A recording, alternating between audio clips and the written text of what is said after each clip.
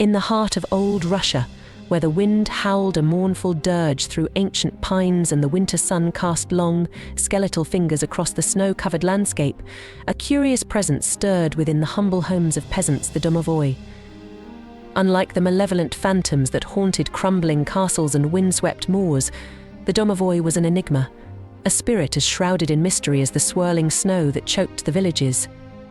He wasn't inherently evil, some whispered, but more like a temperamental old bear, a creature of habit whose moods could shift with the creak of a floorboard or the unsettling chill emanating from a neglected hearth.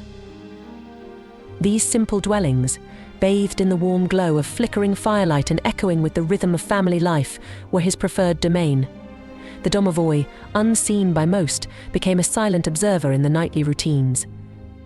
The telltale signs of his presence came in whispers that sent shivers down spines, a floorboard groaning under an unseen weight, a sudden flicker of movement in the corner of an eye that vanished upon closer inspection, the unsettling rustle behind a dusty tapestry, as if unseen fingers brushed its aged fabric. These weren't acts of malice, but the whispers of a spirit deeply entwined with the lifeblood of the home. Appeasing the Domovoi was a delicate dance, a constant negotiation between respect and neglect. A cluttered abode, a hearth left cold and unloved, were like insults. His displeasure manifested in ways both subtle and unsettling. Strange noises, like the mournful cry of a lost soul or the frantic scratching of unseen claws, would echo through the dead of night, shattering the fragile peace. Objects, once familiar and comforting, would vanish without a trace, only to reappear in the most inconvenient locations, a reminder of the Domovoi's unseen presence and the consequences of failing to acknowledge it. Shadows, normally harmless companions of flickering firelight, would writhe and contort at the edge of vision, morphing into grotesque shapes that left a prickling unease on the skin, a feeling of being watched by unseen eyes. But for those who treated their home with respect, the Domovoi became a silent guardian, a watchful spirit weaving himself into the very fabric of the dwelling.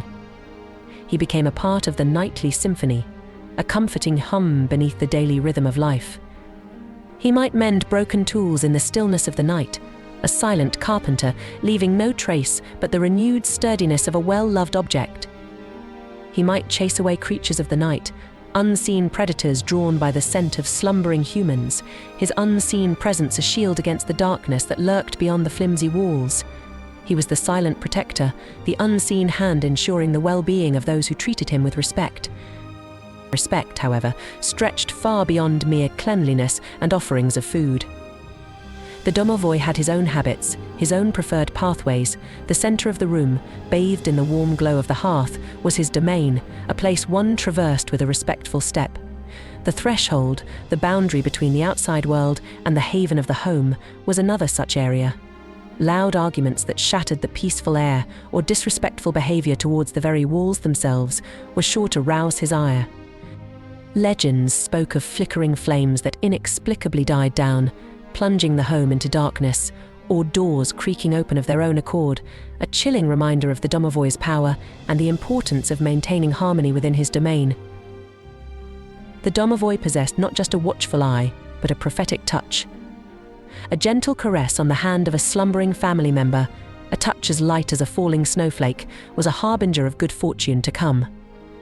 Perhaps it was a whispered secret of a fruitful harvest, a sign of long life and prosperity.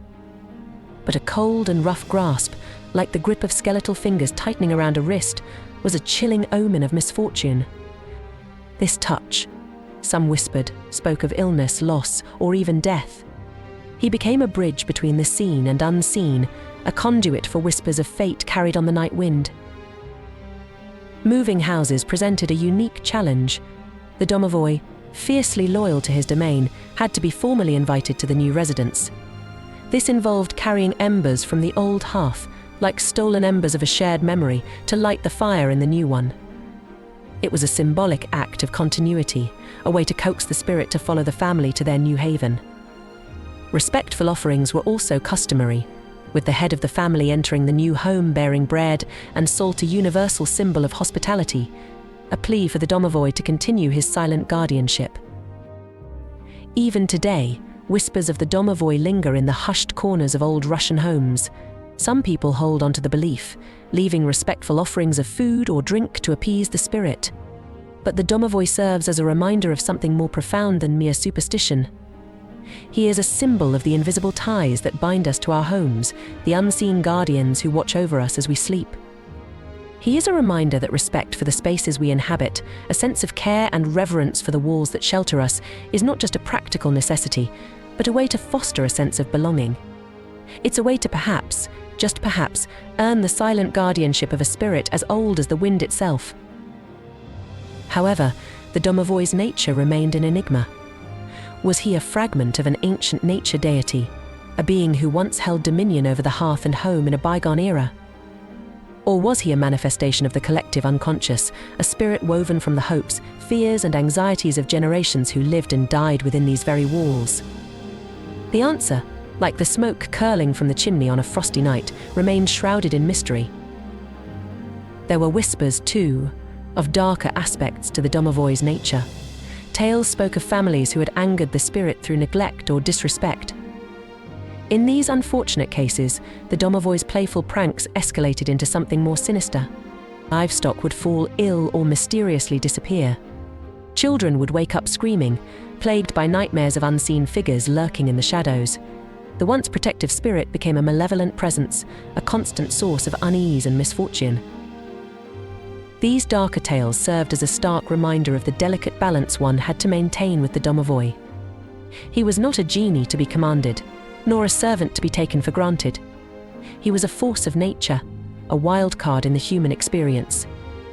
Appeasing him wasn't just about keeping a clean house and leaving offerings, it was about fostering a sense of harmony within the home, respecting the spirit that resided alongside the family. Perhaps, in the end, the Domovoi was a reflection of ourselves. He mirrored the love and care we poured into our homes, becoming a silent guardian in return. But he also reflected our neglect, our disrespect, our disregard for the spaces we inhabited. He was a reminder that every home, no matter how humble, held a hidden magic, a spirit that watched and waited, its response dependent on the choices we made within its domain.